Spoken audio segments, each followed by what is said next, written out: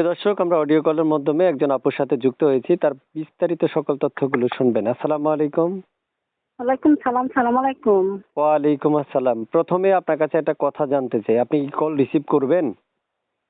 জি ভাইয়া, ফোন দিলে কেন কথা রিসিভ করবো না? আমি তো ফোনে কথা বলার জন্যই আপনার কাছে মনে করো এগিয়ে আইছি। আচ্ছা, আচ্ছা।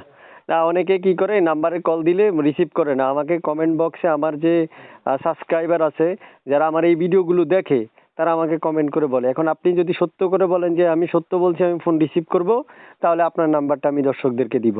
বলেন, রিসিভ না করবেন? ভাইয়া, আমি সত্যি ভাইয়া, উপরে আল্লাহ, আমি মনে করো আমি সত্যি ভাবে আপনি একজন সাংবাদিক ভাই, আপনার কাছে আমি সত্যি সামনে এসেছি, ঠিক আছে? এখন আমার এই মনে করো একটা কাহিনী, মনে করো আমার বিয়ে, মা বাসাতে কাজ করতো, একটা উকিলাতে ভাবে আমার মা আমাকে বিয়ে দিছিল, ঠিক আছে আচ্ছা, ভাই? এখানে দুঃখর কথা, কষ্টর কাহিনী। একটা আমার বাচ্চা পেটে দিয়া, সেই লোকটা আমাকে বিয়ে করছিল, ছাইরা গেছে গা, বুঝছেন? তো আচ্ছা, বাচ্চা ছিল, কিন্তু বাচ্চাটা মারা গেছে ভাইয়া, কিছুদিন হয়েছে। মনে আচ্ছা। করেন আপনার কাছে সেটাই আমার দাবি, দর্শক ভাইয়ের কাছে, যদি আমার সে পরিচিত শিখরে মনে করে সবকিছু মাইনে নিতে পারে, দায়িত্ব নিয়ে আমার সামনে এগিয়ে আসতে পারে, বাস্তবে আমি তার কাছে স্বীকৃতি ভাবে আমি বিয়ে বসবো, আমার কোনো আপত্তি নেই।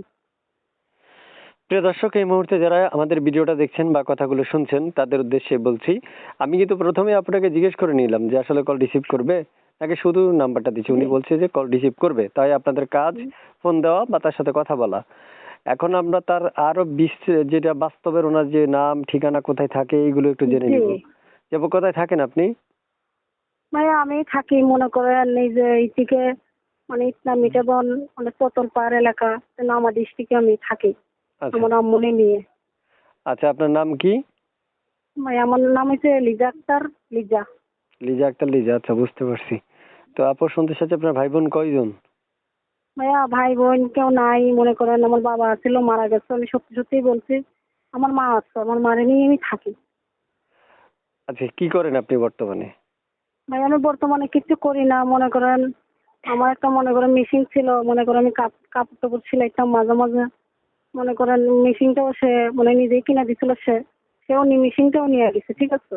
এখন বাস্তবে মনে করেন আমি টুকটাক ভাবে মনে করে যার তার বাসায় যাই, মানে হাতের সেলাইয়ের কাজ মনে করে দিয়ে আসি, সকালে যাই বিকালে আসি, সেটাই তো আমার কাজ। এখন ভাইয়া আপনাদের কাছে, দর্শকের কাছে এটাই আমার চাওয়া, একটা ভালো একটা দায়িত্ববান মানুষ, মানে পর্দাশালী ভাবে থাকতে পারি, আমার মারে নিয়ে তার কাছে জীবনটা কাটাইতে পারি, বাকিটা জীবন। সেরকম একটা মানুষ চাই, আল্লাহ ভক্ত। প্রিয় দর্শক, এই মুহূর্তে যারা আমাদের কথাগুলো শুনছেন, আমাদের চ্যানেলটা সাবস্ক্রাইব করে রাখবেন। আর আগে থেকে যারা সাবস্ক্রাইব করে রেখেছেন তাদেরকে অসংখ্য ধন্যবাদ।